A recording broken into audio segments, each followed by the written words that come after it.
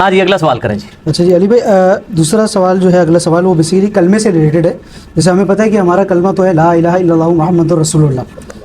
اچھا اس پہ جو ہے مجھے یہ بتائیں کہ شیعوں پہ بیسیکلی اب یہ بھی کنفرم کریں کہ یہ ان پہ ایک بیسیکلی الزام ہے یا وہ ہے کہ انہوں نے کلمے میں اضافہ کیا ہے. ایک تو سب سے پہلے کیا ہے کہ یہ بات صحیح ہے، دوسرا یہ کہ کیا انہوں نے کیا اضافہ کیا ہے، ایک تو یہ ہو گیا. اچھا اسی طرح جو ہے بریلیوں نے آپ کو پتہ ہے کہ کچھ اذان کے سے پہلے صلاۃ والسلام اور وہ اس کو اسپیکر پہ کرتے ہیں، بیسیکلی اسپیکر کے اندر اس کو کرتے ہیں، تو اس سے یہ لگتا ہے کہ وہ ایک اذان کا پارٹ ہے. فار ایگزامپل اگر کوئی غیر مسلم اگر یہ سنے تو اس کو وہ تو سمجھے گا، وہ تو یہی سمجھے گا کہ بھائی اذان کا پارٹ ہے. تو اس کے بارے میں اس میں میرا موقف یہ ہے میرے بھائیوں کے، پہلی بات تو یہ ہے کہ یہ جو اضافہ ہے یہ سب نہیں کیا ہوا ہے. دین میں جو اچھی چیز کا اضافہ ہے وہ تو نہ کفر ہے نہ شرک ہے، زیادہ سے زیادہ بدعت ہے. اذان کے ساتھ درود کا جو اضافہ انہوں نے کیا ہے وہ کہتے ہیں جی ہم پہلے درود پڑھتے ہیں پھر وقفہ کرتے ہیں پھر اذان دیتے ہیں. اضافہ نہیں کیا ہوا، تھوڑا سا وقفہ رکھا ہوا ہے لیکن اٹیچ تو اس کو کر دیا نا. مسلم شریف میں حدیث ہے جو اذان کا جواب دے اس کے بعد درود پڑھے اور الوسیلہ والی دعا اللہ سے مانگے، میری شفاعت اس کے لیے حلال ہو جائے گی. بعد میں تو درود ضرور پڑھے، ٹھیک ہے جی.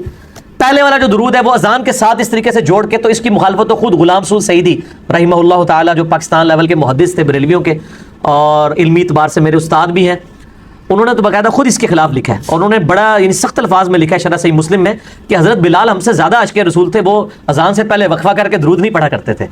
تو آپ نے ایک چیز یعنی ایڈ کی، اور ان کی مسجد میں اذان سے پہلے درود نہیں ہوتا تھا، اذان کے بعد پڑھواتے تھے.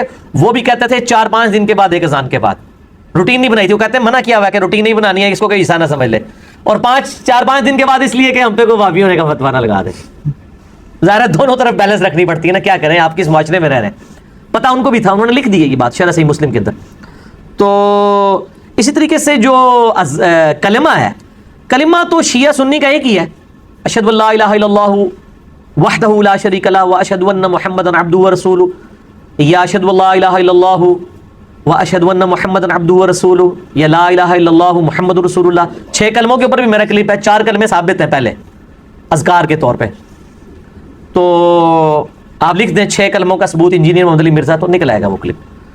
باقی جو شہادت ثلاثہ اسے کہتے ہیں، تیسری شہادت، یعنی اشہد ان علی ولی اللہ، کہ ہم گواہی دیتے ہیں کہ علی جو ہے وہ اللہ کے ولی ہے. ہمیں اس جملے سے تو کوئی اختلاف نہیں ہے. میں بھی گواہی دیتا ہوں کہ علی بھی اللہ کے ولی ہیں، ابوبکر بھی اللہ کے ولی ہیں، عمر بھی اللہ کے ولی ہیں، عثمان بھی اللہ کے ولی ہیں رضی اللہ عنہم اجمعین وعلیہم السلام اجمعین. لیکن اس کو کلمے کے ساتھ ایڈ کر دینا یہ بدعت ہے، اور یہ خود شیعہ علماء نے اس پہ بدعت کا فتویٰ لگایا ہوا ہے. اسی لیے شیعہ اب تک جو نماز پڑھ رہے ہیں نا، اللہ کے فضل سے نماز میں شہادت ثلاثہ کوئی نہیں ہے. نماز میں وہ محمد عبدہ رسول پہ رک جاتے ہیں. جب بھی کوئی شیعہ ملے اس کو کوئی نماز بتاؤ اپنی کتابوں سے دکھاؤ اور خود کیا پڑھتے ہو، اس میں علی ولی اللہ کیوں نہیں پڑھتے ہو. اذان میں تو ایڈیشن کر لی، وہ تو اہل سنت میں بھی بریلویوں نے درود شریف کے حوالے سے ایک وہ ایڈیشن والا معاملہ کر دیا. اور اس طریقے سے دیوبند اہل حدیث نے بھی ایڈیشن کی ہوئی ہے، وہ بھی جمعے کے خطبوں میں خلفائے راشدین کے نام لیتے ہیں.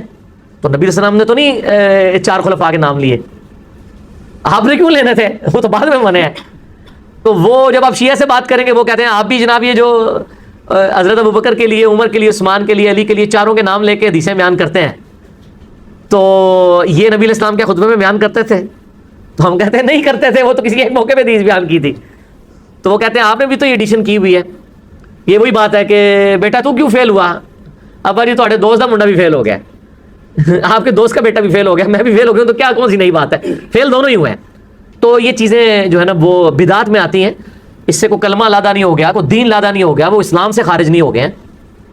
ورنہ تو میں نے آپ کو بتایا وہ تو علی ولی اللہ کہہ رہے ہیں، اگر وہ علی رسول اللہ کہہ دیں تو ٹھیک ہے آپ دین سے نکال دیں. 71B میرا مسئلہ ہے، انڈیا اور پاکستان کے بزرگوں کی 19 گستاخانہ عبارات کا تحقیقی جائزہ، اس میں آپ کو پتہ چل جائے گا یہ کلموں والے مسئلے کس کس نے کیے ہوئے ہیں. ٹھیک ہو گئے.